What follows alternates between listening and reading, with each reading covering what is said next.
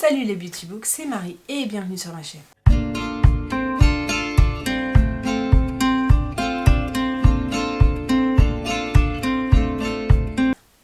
J'espère que vous allez bien, on se retrouve pour une nouvelle vidéo et il s'agit de mon bilan du mois de mars. Je voulais vraiment vous remercier pour l'accueil que vous faites à ces bilans puisqu'à chaque fois, franchement, j'ai des avis de ouf, j'ai des vues de ouf. Donc je suis très contente que ce format de vidéo vous plaise, même si souvent c'est un peu long parce que voilà, je prends le temps de parler des romans. Mais je suis très contente que ça vous plaise. Je pense qu'à l'heure d'aujourd'hui, ou en tout cas ça ne va pas tarder, nous serons 500 abonnés. Et je suis trop contente de l'évolution que ça prend, de la tournure des choses, que vous aimiez autant ces nouveaux formats, les formats un peu plus posés par rapport au vlog, cette tournure, ces changements. Donc voilà, je vous tenais très sincèrement à vous remercier. Et comme je vous le disais, ces vidéos sont beaucoup trop longues à chaque fois, donc on commence tout de suite. Donc on commence comme d'habitude avec les petits templates. Donc ce mois-ci a été un mois un peu compliqué. J'ai eu une petite période où j'ai un peu moins lu, mais vous allez voir que le résultat est quand même hyper bien. J'ai perdu ma grand-mère ce mois-ci, donc j'ai eu une période où je suis partie en Bretagne, j'ai dû m'occuper de mon grand-père, de toutes les obsèques, etc. Et donc j'ai un petit peu moins lu ce mois-ci que d'habitude. J'ai eu l'impression d'être un peu moins prolifique que ce que j'aurais pu faire, mais je me suis quand même plutôt bien rattrapée, je trouve, puisque j'ai lu 9 romans et un graphique. Le tout pour 5215 pages. Comme justement je n'étais pas beaucoup à la maison, je n'ai lu que 2 audios, puisqu'il y a eu plus d'une semaine où je n'ai pas travaillé. Enfin, je suis pas allée travailler en tout cas. Comme j'étais en Bretagne, voilà, j'ai pas pu avancer dans mes audios. J'ai lu qu'un seul roman en physique, non, 2 romans en physique, et du coup j'ai lu 5 romans en numérique. Je suis désolée pour le changement de luminosité, mais comme d'habitude je filme en lumière naturelle et le soleil fait des cache-cache, donc voilà, vous devrez faire avec, je suis désolée. Mais du coup voilà, j'ai lu que 2 romans en physique et donc 5 romans en numérique. C'est plus simple pour moi, la liseuse, surtout que maintenant j'arrive à lire pendant que les autres conduisent, donc c'est plutôt cool. J'ai donc acheté 6 romans, je n'ai lu aucun livre qui ne faisait pas partie de ma pile à lire, mais par contre j'ai unhaul 5 romans de ma pile à lire. J'avais très envie de les enlever parce que je me suis dit de toute façon tu les liras pas tout de suite. Je les ai pour la plupart trouvés en numérique, donc je me dis que si vraiment je veux les lire à un moment donné, je les aurai en numérique, tant pis. Mais je me suis dit que j'avais plus forcément envie de les lire tout de suite, ils me faisaient plus envie, donc je les ai enlevés. Je vous ferai peut-être une vidéo sur les romans unhaul que j'ai fait, puisque j'ai trié ma bibliothèque également, puisque je commence à plus avoir place. Et donc il y a beaucoup de livres lus que j'ai unhaul aussi, donc voilà, je vous dirai tout ça dans une prochaine vidéo je pense. Et donc ce mois-ci j'ai lu du thriller, de l'historique, de la romance et de la fantasy. Oui, et de la fantasy. Je ne suis pas sûre d'avoir lu de la vraie romantasy. Pour moi, c'était plus de la fantasy, même s'il y avait un petit peu de romance. Et donc, ma pile à lire est passée de 49 livres à 41. Et je suis très contente de ce résultat. Vraiment, merci au unhaul, hein, vraiment. Mais franchement, je suis hyper contente. Donc, ce mois-ci, je vous ai dit que j'ai fait 6 achats. J'avais 4 précommandes et le reste, je l'ai acheté en neuf en plus.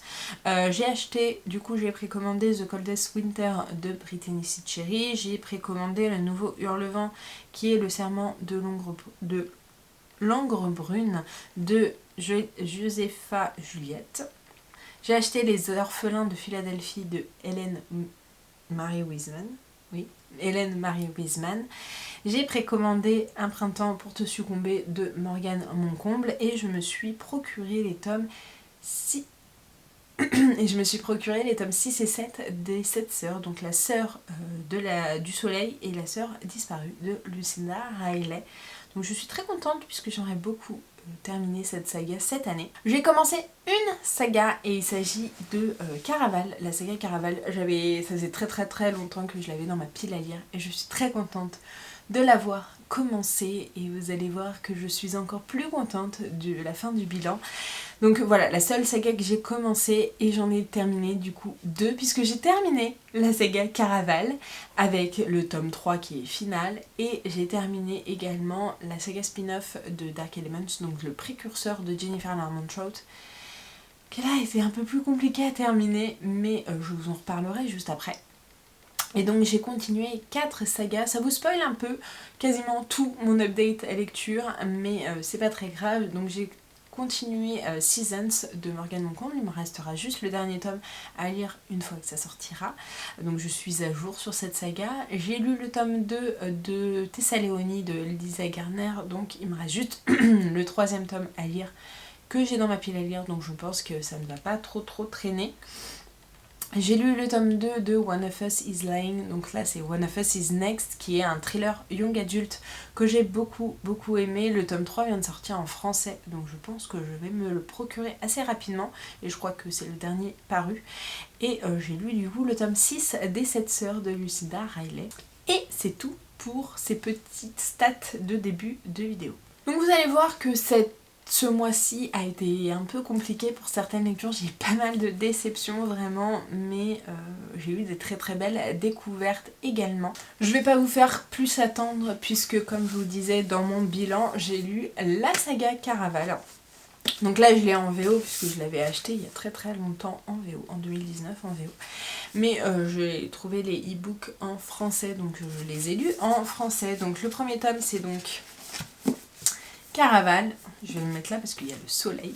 Donc Caraval, Legendary et Final. Donc les 2 premiers tomes sont sortis en VF chez Bayard et le 3e a été sorti, enfin ne devait pas sortir chez Bayard et donc a été réédité dans une petite maison d'édition qui justement prône le fait que les maisons d'édition arrêtent les sagas en cours de route et donc grâce à cette petite maison d'édition nous avons pu avoir le tome 3 en français et tout se casse la figure derrière moi. Bref, je vais vous parler un peu de la saga en globalité. J'ai plutôt bien aimé cette saga, même si ça n'a pas été un coup de cœur. Mais en fait, elle se lit hyper bien, rapidement. On est vraiment hypé dans ces histoires à chaque fois. Et c'est pour ça que je les ai vraiment enchaînées. J'avais envie de savoir la suite. Donc le speech de base, on suit dans le tome 1 Scarlett et sa sœur Donatella. Scarlett a un père très violent et la mère des filles a disparu, est partie du jour au lendemain, ils ne savent pas ce qu'elle est devenue. Et Scarlett, en fait, elle a toujours écrit chaque année pour l'anniversaire de sa sœur aux célèbres légendes. Légende, c'est le maître de Caraval. C'est un jeu mélangé à un cirque, enfin voilà, un jeu qui se fait en plusieurs nuits et qui va permettre aux gagnants à la fin d'avoir une faveur du célèbre légende. Et donc tous les ans Scarlett elle écrit à Légende pour participer à Caraval puisqu'ils ne savent pas où est-ce que ça se passe et il n'a jamais de réponse jusqu'au jour où Légende va lui écrire en disant que il a appris qu'elle devait se fiancer avec quelqu'un qu'elle ne connaît pas et que pour féliciter ce nouveau mariage il les invite, elle, sa sœur et son futur fiancé, à participer à Caraval cette année. Et donc quand elle veut aller le dire à sa sœur, elle retrouve sa sœur avec un jeune homme en train de se faire des petites papouilles et ils veulent absolument faire aller à Caraval, sachant qu'en plus le jeune homme sait exactement où se trouve Caraval, où se trouve l'île particulière où se déroule Caraval. Et donc il va y avoir pas mal de choses là-dessus et elles vont finir par y arriver et en fait Scarlett quand elle arrive sur l'île elle se rend compte que sa sœur a disparu et donc ça va être la quête de où est sa sœur, est-ce qu'elle est toujours en vie, qui est Légende, la faveur qu'elle aura c'est du coup de retrouver sa sœur, bref voilà un peu ce qui se passe et donc elle va faire équipe avec Julian qui est le jeune homme que sa sœur a embrassé. Et dans Caraval, en fait, nous sommes vraiment dans un monde un peu onirique où on ne sait pas la réalité du rêve. C'est vraiment, on ne sait pas ce qui est vrai du faux.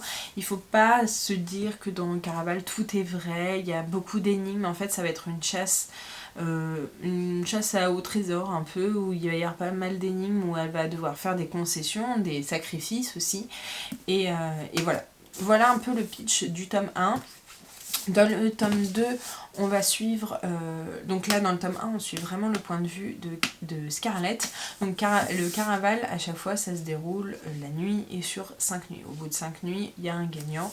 Et donc là, on est vraiment sur les 5 nuits avec Scarlett qui participe au Caraval. Là, cette fois-ci, c'est Donatella qui va participer au Caraval. Donc les 5 nuits également, elle va se retrouver être... En fait, elle a une quête personnelle qu'elle veut faire. J'essaie de vous faire un petit résumé sans vous trop vous spoiler. Elle va avoir une quête personnelle à faire qu'on découvre à la fin de Caraval 1, et, enfin du tome 1 de Caraval. Et pour ça, elle va se retrouver un peu empêtrée à devoir se faire passer pour la fausse fiancée du futur souverain. Et il va y avoir pas mal d'intrigues de ce côté-là. Ces deux-là, j'ai beaucoup aimé. J'ai adoré le côté de Caraval, le côté des intrigues avec Caraval, etc. La construction qui est faite par nuit, etc. Et j'ai beaucoup aimé, j'ai bien aimé vers où tendait l'histoire du tome 2, puisqu'on part dans une autre intrigue également, avec des fatalités, le las de cœur, etc.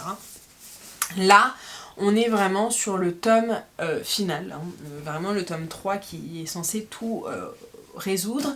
Et là, on va pas du tout faire de Caraval, il va y avoir, on va alterner les points de vue de Scarlett, les points de vue de Donatella, et voilà, on va les suivre dans juste comment elles vont s'en sortir avec tout ce qui s'est passé dans les tomes 1 et 2. On a également des petits triangles amoureux, enfin des gros triangles amoureux. Les deux filles ont chacune leur triangle amoureux, donc c'était un petit peu relou. Celui-là, je l'ai un peu moins aimé par rapport aux deux autres, mais je l'ai trouvé quand même hyper intéressant et j'ai bien aimé la construction. Mais je vous avoue que j'ai préféré les 2 premiers tomes, vraiment. En tout cas, voilà, dans le mois, j'aurais lu la trilogie. Ça ne m'arrive absolument jamais d'enchaîner. Donc, j'ai plutôt bien aimé. J'ai pas eu un coup de cœur ni rien, puisque c'était facile. Je me suis pas attachée au personnage à fond. Et voilà, c'est du young adulte, donc il y avait beaucoup de choses qui étaient prévisibles. Mais j'ai plutôt bien aimé. Le tome 3, voilà, je l'ai un poil moins aimé. Je pense que j'aimais vraiment la construction avec les caravales, avec les intrigues qu'il y avait. Voilà, là, c'était vraiment de la résolution de la bataille, des réponses. Voilà, c'était une quête basique, mais c'était pas aussi original que les 2 premiers avec ce format de Caraval justement. Et voilà, en tout cas très très bonne saga, je suis très contente d'avoir quand même pu la lire. Je pense que je serais passée à côté d'une bonne saga si j'avais fini par pas lire, à les abandonner avant d'avoir commencé. Je pense que je lirai assez rapidement le spin-off qui sort en ce moment chez De Sextus. Je pense que je vais faire une pause, mais je pense que je lirai quand même le spin-off. En tout cas, très très bonne lecture. Et voilà, je pense que c'est la première et la dernière fois que vous allez voir que dans un seul mois, je vais lire une trilogie en entier. Et ça reflète un peu ce que j'ai pensé de Caraval et de cette trilogie. Il y avait des moments où je commençais à lire, j'avais du mal à m'arrêter et j'enchaînais les pages. Alors c'est pas des gros livres non plus, c'est assez court. Mais vraiment, ça ne m'arrive jamais d'enchaîner les tomes comme ça. Ensuite, nous passons à une de mes autrices chouchou et une de mes plus grosses déceptions de ce mois-ci. Il s'agit de The Coldest Winter de Brittany C. Cherry, donc publié chez Hugo Roman dans la collection New Romance, comme d'habitude. Brittany C. Cherry, je précommande tous ses romans sans savoir de quoi ça parle réellement, et là c'était un peu pareil, je savais à peu près de quoi ça parlait. On suit, comment elle s'appelle, Starlet. On suit Starlet qui, le jour de son anniversaire, apprend qu'elle se fait tromper par son chéri. Voilà, elle pensait avoir une demande en fiançailles et finalement elle se rend compte qu'il la trompe et donc elle va à une soirée étudiante, elle se tape le premier venu qui est très charismatique, ils font du sale. Vraiment, c'est vraiment ça. Et elle va commencer...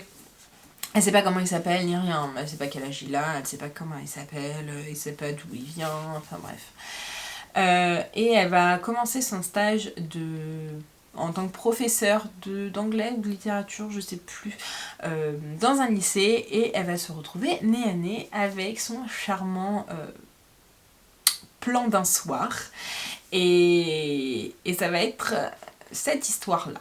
Alors, moi, cette histoire m'a beaucoup mis mal à l'aise. Vraiment, elle m'a vraiment mis mal à l'aise.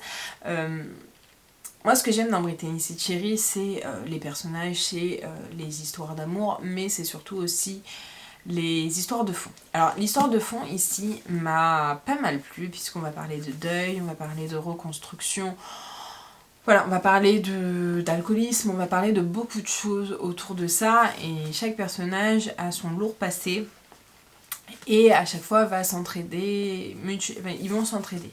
Vraiment, et c'est la magie qu'il y a avec Brittany C. Cherry la plupart du temps, c'est vraiment cette entraide et cette reconstruction à deux qui est faite. Là où ça m'a mis mal à l'aise, je me suis pas du tout attachée au personnage. En fait, leur relation m'a mis mal à l'aise. C'est vraiment une relation de élève à prof. Alors, Milo, le jeune homme, est majeur. Il a 19 ans, il a redoublé plusieurs fois. Donc d'un point de vue mineur-majeur, il n'y a pas de sujet, puisqu'ils ont 3 ans d'écart. Voilà, c'est à peu près cool. Voilà. Mais je sais pas pourquoi, moi dans ma tête, je suis restée dans ma tête que c'était malsain, parce que c'était une relation entre un mineur et un majeur, et que voilà. Alors que pas du tout, vraiment, mais... Je sais pas pourquoi, j'ai fait une fixette là-dessus. Je pense que le statut élève-prof, même si c'est prof stagiaire ou quoi, mais même élève-prof, m'a beaucoup fait grincer des dents et m'a entaché beaucoup à ma lecture. Alors, c'est une très belle histoire quand même, hein. Il y a vraiment des beaux messages. En plus, Starlet, elle est missionnée par le proviseur qui se trouve être l'oncle de Milo. Elle est missionnée pour lui donner des cours particuliers, pour pas qu'il rate sa vie, etc. L'histoire de base est bonne, mais la relation entre les deux m'a mis très mal à l'aise. Et je pense que après avoir lu Ma sombre Vanessa, des choses comme ça me trigger un peu, et du coup ça m'a empêché de m'attacher à cette histoire. J'ai plutôt bien aimé, vraiment, j'ai pas passé un mauvais moment ni rien, mais j'ai beaucoup levé les yeux au ciel. Ouais, je suis déçue parce que d'habitude je me prends toujours des claques, je dégomme les Brittany C. Cherry, même si les histoires sont moins bien, je les adore. Et là vraiment, c'est celui que j'ai le moins aimé de tout ce qu'elle a écrit. Et ouais, je suis hyper déçue parce que je l'attendais, parce que cette année il n'y en a qu'un seul de Brittany C. Cherry. Je crois que l'année dernière il n'y en a pas eu. Du coup ouais, je suis déçue. Je suis déçue. Et puis je suis déçue d'être déçue. Mais voilà, après de toute façon c'est très subjectif aussi, hein. Les personnages, il y en a qui se sont vachement attachés à ces personnages et pour qui la relation n'a pas été problématique.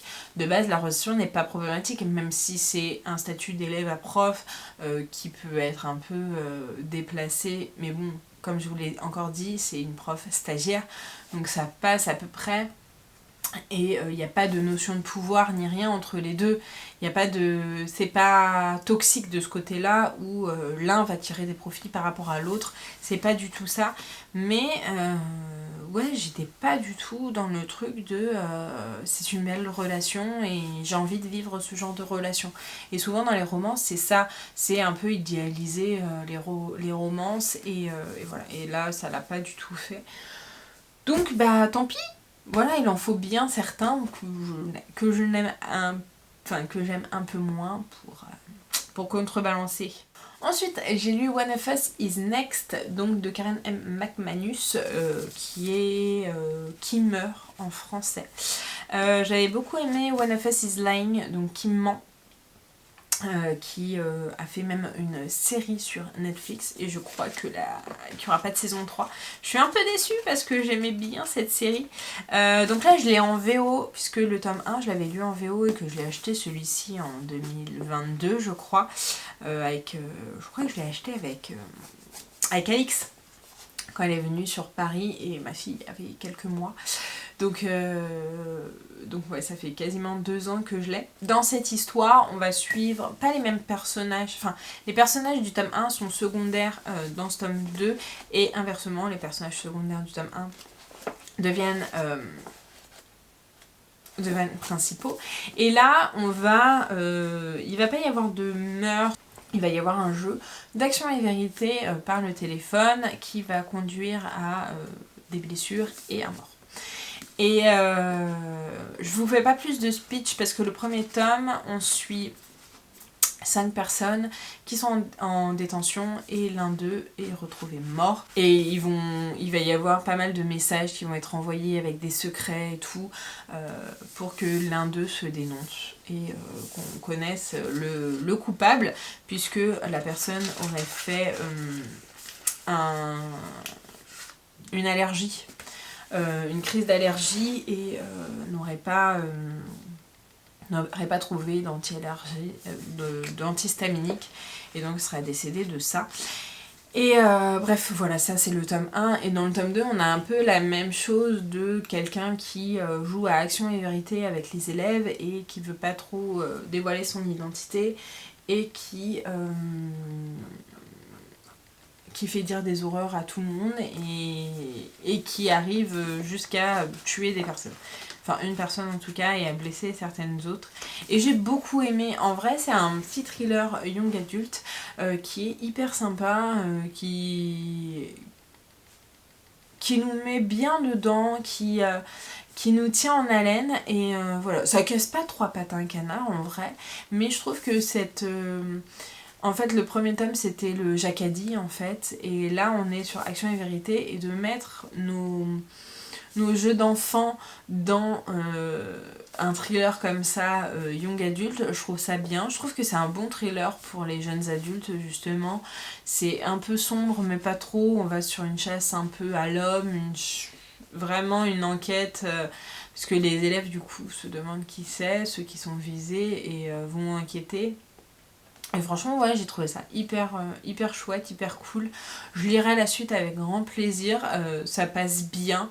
Ça se lit bien. C'est pas trop prise de tête. On devine assez facilement mais on est quand même surpris. Voilà, c'est pas un truc... Enfin, j'ai souvent du mal avec les thrillers young adult parce que j'adore le thriller. Et là, c'est un de ceux que j'ai préférés. Donc voilà, je suis curieuse d'avoir la suite et j'ai très envie de lire aussi la saga de Holly Jackson. C'est A Good Girl's Guide to Murder ou un truc comme ça, bref. En tout cas, voilà, une bonne lecture. Si vous l'avez lu en français ou en anglais, n'hésitez pas à me le dire. Mais c'est vrai que le tome 1, j'avais beaucoup aimé. Celui-là, j'ai beaucoup aimé aussi. J'ai passé un très très bon moment. J'ai lu ensuite, je suis désolée pour le halo lumineux, j'avais essayé de... La lumière aujourd'hui, il y a tellement du soleil que c'est un petit peu compliqué de jouer avec. Bref, ensuite j'ai lu en audio, vous ne voyez rien, La sœur du soleil de Lucinda Riley, qui est une grosse bricasse. Dans l'histoire des 7 sœurs, on suit Passault qui est un riche Suisse qui a adopté 6 filles dans les 4 coins du monde et qui les a nommées comme la constellation des 7 sœurs. Sauf qu'elles sont 6 sœurs. Et un jour il décède et il décide de laisser une lettre et des coordonnées GPS à chacune de ses filles pour qu'elles retrouvent un peu leur identité et d'où elles viennent. Et donc là on est déjà à la dernière sœur, donc au tome 6. Sachant qu'il y a un tome 7 sur la sœur disparue, donc la 7ème sœur qui n'a jamais été élevée avec, et il y a un tome, le dernier tome, c'est sur l'histoire du père. Et donc là on va suivre la dernière sœur qui est Electra, qui est une jeune top modèle avec tout ce qu'il y a autour, c'est-à-dire les addictions, la fame, les histoires d'amour très compliquées, bref. Voilà. Et elle a vu toutes ses sœurs découvrir leur passé, mais elle veut pas, absolument pas en entendre parler. Et elle en veut beaucoup à son père, elle en veut beaucoup à beaucoup de gens, elle en veut beaucoup à elle-même même, d'être comme elle est, d'être aussi dure, de l'avoir menée vers le mannequinat aussi. Et à force d'avoir des événements, elle va rencontrer sa grand-mère biologique, qui va lui raconter l'histoire de Cecily, qui est une américaine qui a été envoyée, suite à un grand chagrin d'amour, qui a été envoyée au Kenya chez sa marraine, et qui va raconter un peu son histoire et le lien qu'elle a avec Electra, sachant que Cecily était une femme blanche et que Electra est une femme de peau noire. Et donc on va suivre toute l'histoire au Kenya, donc en double temporalité. On va suivre l'histoire de Electra et de tout son rapport à l'addiction, et le côté de Cecily avec comment elle en est arrivée au Kenya, qu'est-ce qui lui arrive au Kenya, comment elle y vit, et toutes ses péripéties, et comment une femme blanche et une femme de couleur arrivent à être reliées dans la vie, et quels sont les liens entre les deux. Et bon, j'ai bien aimé ce roman, même si c'est loin d'être mon préféré. De toute façon, Electra, j'avais toujours un peu de mal avec elle. Et encore plus maintenant, le Kenya, le paysage du Kenya est super intéressant. Surtout qu'on voit un peu comment l'Afrique a joué dans la Seconde Guerre mondiale aussi, le rôle qu'ils ont pu être à ce moment-là. Et du coup voilà, ce qui m'a un peu décontenancée aussi, c'est que la plupart toutes les filles d'avant font le voyage vers leur terre natale à un moment donné, et Electra pas du tout. Elle reste à New York, même si elle voyage par-ci par-là pour son métier, elle retourne en Suisse à un moment donné, etc. Mais elle va pas faire son pèlerinage comme ses autres sœurs justement en Afrique, où elle va découvrir elle-même. En fait, on va lui raconter l'histoire, mais elle va pas aller elle-même à la recherche. C'est-à-dire que toutes les infos viennent à elle. Et voilà, j'ai pas trop aimé Electra, vraiment. Même si elle m'a touchée dans son histoire avec l'addiction, Cecily m'a beaucoup touchée aussi dans son histoire à elle, même si je m'attendais à certains des événements. Mais ouais, c'est quand même une belle histoire, mais c'est loin d'être ma préférée. On rajoute un peu de mystère encore sur Passault, sur la dernière sœur, etc. Et j'ai très hâte de continuer et d'avoir le fin mot de l'histoire. Je savais de toute façon d'avance que ce serait pas mon préféré et que j'aurais peut-être un peu de mal à accrocher. J'ai lu en audio, mais c'est vrai que j'avais pas forcément envie d'y retourner à chaque fois. Je suis vraiment désolée pour la luminosité de cette vidéo, mais je sais pas comment me mettre. Vraiment, j'ai un halo, sinon c'est sombre. Dès que je vais un peu dans le halo, c'est sombre. Dès que je me mets encore un peu là, ça va mieux. Le soleil se cache et revient. Bref, c'est une catastrophe niveau luminosité, j'en suis désolée. Mais voilà, en tout cas, voilà, on a une bonne culture du Kenya.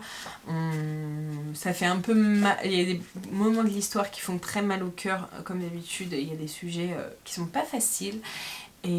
Mais voilà, j'ai plutôt bien aimé. J'ai pas passé un mauvais moment. J'ai plutôt bien aimé, mais c'est loin d'être mon préféré. Je l'ai quand même un peu plus préféré au tome précédent qui m'avait laissé un peu de marbre. Celui-ci je l'ai un peu plus aimé, j'ai beaucoup plus aimé les choix de fin d'Electra, et voilà, on verra la suite, mais de toute façon c'est des lectures audio que je fais à chaque fois, et même si c'est des gros pavés à chaque fois, ça passe plutôt bien, ça me fait voyager en même temps, et voilà, le Kenya ça a l'air très joli, et c'est vrai que j'ai pas fait l'Afrique non plus, j'ai pas vraiment beaucoup voyagé, du coup je voyage à travers mes livres. Plus que 3 livres à vous présenter, et donc là je suis sur Un printemps pour te succomber, enfin 3 livres plus un graphique. Donc là je suis sur Un printemps pour te succomber de Morgane Moncomble, donc qui est le tome 3 de la saga de Season. Donc là on suit encore un personnage compagnon, vraiment c'est si vous voulez pas être spoilé des tomes précédents, lisez-les dans l'ordre, puisque on retrouve quand même les personnages, puisque on part sur 4 filles qui sont très très amies, elles sont meilleures amies, et donc à chaque fois on va suivre un tome sur chacune des filles. Et donc là on suit Nolia qui est une jeune maman, sa petite fille a 1 an et demi je crois, elle l'élève toute seule. Et quand elle a découvert qu'elle était enceinte, elle s'est fait renier par sa famille, puisque sa famille ne voulait pas qu'elle garde le bébé, et elle a décidé de garder quand même, de garder sa fille. Et donc elle est jeune fleuriste, sauf que ça marche pas vraiment bien, et elle va demander de l'aide à ses parents, de l'aide financière. Ils lui disent qu'ils veulent bien à condition qu'ils apprennent à découvrir sa petite fille, et aussi qu'elle retourne avec son ex. Voilà, c'est vraiment ça. Et sauf que son ex, on se rend compte rapidement qu'il est un petit peu toxique, et en parallèle, et donc là elle va dire que de toute façon elle peut pas retourner avec son ex puisqu'elle est déjà fiancée, ce qui est totalement faux, puisqu'elle est contre l'amour. Elle a tellement morflé dans ses précédentes relations qu'elle n'en veut plus, elle ne veut plus d'hommes, elle les déteste, et elle est très bien sans, juste avec sa fille. Et en fait lors d'un précédent rendez-vous, elle était censée rencontrer un jeune couple qui se mariait, et a fait la rencontre de Camille, qui la prend vraiment pour une escorte, et qui lui est propriétaire d'une application d'escorting justement, qui est milliardaire, et qui n'a pas bonne presse puisque ses sextapes sortent dans la presse. Voilà, il y a plein de petits trucs comme ça qui dort pas trop son blason. Son appli fait pas l'unanimité. Et donc il va finir par accepter de devenir le faux fiancé, enfin le faux vrai fiancé de Nolia, et voilà. Et j'ai adoré ce roman, vraiment. Alors, il y a 2-3 trucs qui m'ont mis très mal à l'aise, des actions des personnages qui m'ont mis très mal à l'aise. Je vous dirai pas quoi, puisque ça vous spoilerait le sujet principal des thèmes abordés dans ce roman. Mais vraiment, il y a des choses qui m'ont mis très mal à l'aise. Vraiment, je me suis dit, c'est un petit peu abusé quand même, ça va un petit peu loin. J'ai adoré les 2 personnages, j'ai adoré Nolia avec sa petite fille, vraiment, c'est ça donne envie de les croquer. On sent qu'il y a quand même pas mal de clichés. Morgane Moncomble, elle est pas maman, et elle sort des clichés de maman un peu gros maintenant que je sais que c'est maintenant que je sais, puisque je suis maman. Et en fait c'est des clichés que j'avais moi avant de le devenir, et qui ont complètement été rasés à la naissance de ma fille. Et mais bon, voilà, ça fait sourire, et je pense que ça marche, puisque la plupart des personnes qui le lisent n'ont pas forcément ces clichés en tête ni rien. Donc j'ai adoré Nolia et Nazina, donc sa mère, enfin sa fille. Elles sont hyper fortes, je les trouve. Nolia, je la trouve vraiment hyper courageuse, hyper forte, hyper battante.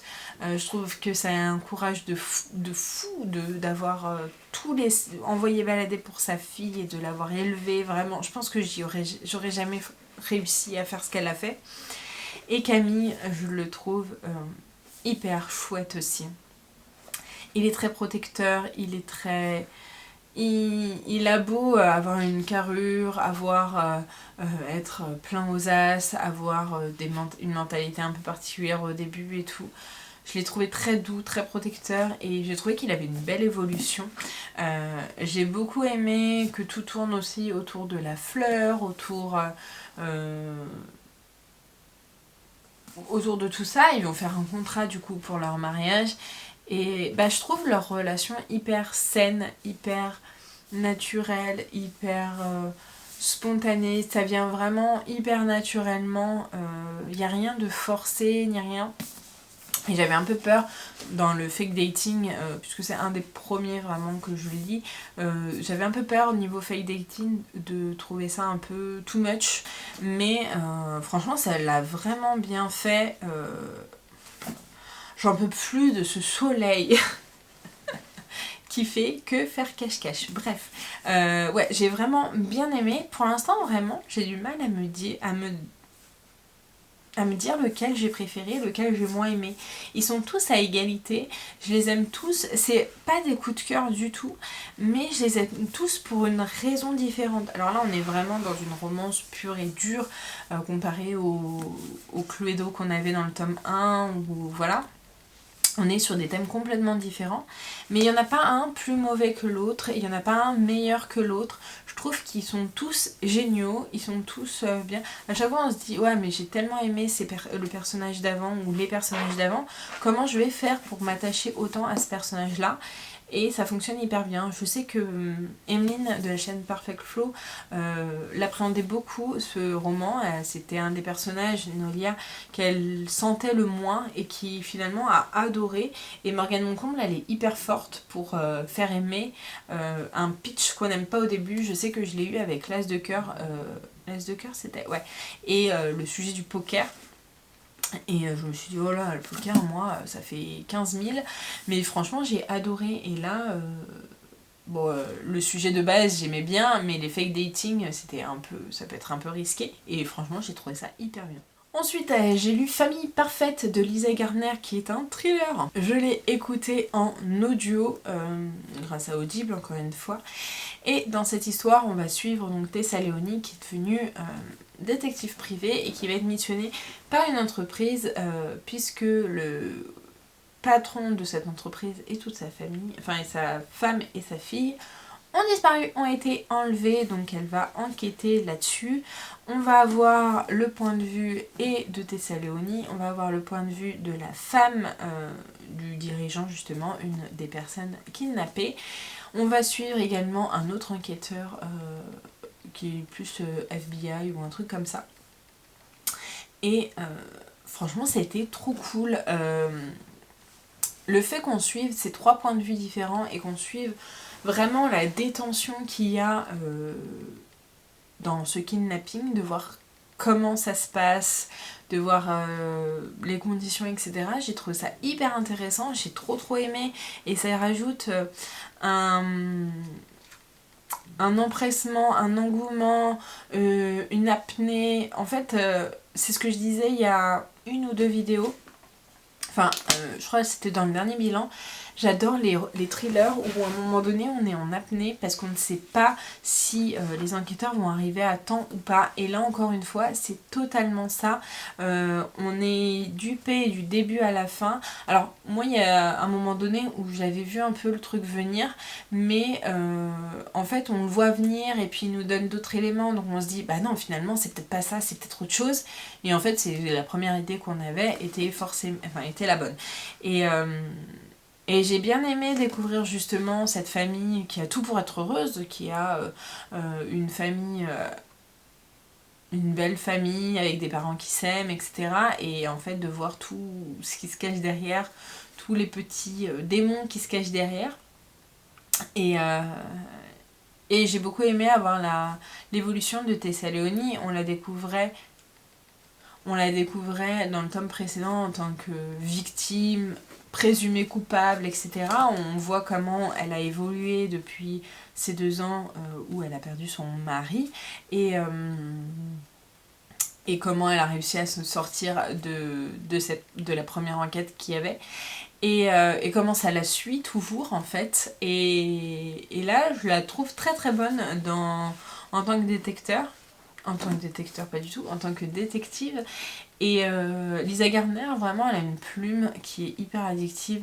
C'est pas des histoires qui cassent 3 pattes à un canard, mais ça le fait bien. On est hypé parce que vraiment, on nous met des petits trucs par-ci, par-là. En fait, c'est du thriller assez classique avec des pointes qui changent un peu de l'ordinaire. et une plume qui fonctionne hyper bien puisqu'elle rend le tout très addictif. Et en fait, ce livre-là, je pense qu'en 3 jours, je l'avais écouté, j'avais du mal à m'en défaire. Moi aussi parce qu'on était en fin de mois et que j'avais envie de le lire avant la fin du mois. Mais je sais que le premier tome, pareil, j'ai eu beaucoup de mal à le décrocher, que j'avais lu cette fois-ci en physique. Mais j'avais beaucoup de mal à le décrocher et voilà, je trouve que Lisa Garner, elle fait très bien le job et voilà, et j'ai très hâte de découvrir d'autres romans d'elle. Après, comme je vous disais, le thriller c'est très très très subjectif, ça passe ou ça casse, c'est des enquêtes qui nous parlent ou pas, c'est des enchaînements de choses qui nous parlent ou pas, et bah moi Lisa Garner là ça m'a parlé. Et je sais que elle fait pas mal de ventes, elle fonctionne plutôt bien.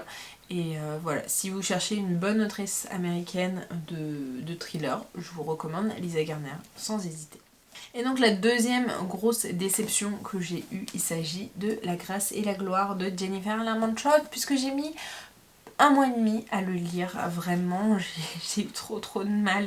Je vous ferai pas de résumé puisqu'on est sur le tome 3 du spin-off d'une autre saga, donc ça vous spoilerait complètement, mais là du coup on est sur la fin de la saga comme je vous ai dit au tout début. Le début est lent, le milieu est lent, la fin est lente. Voilà.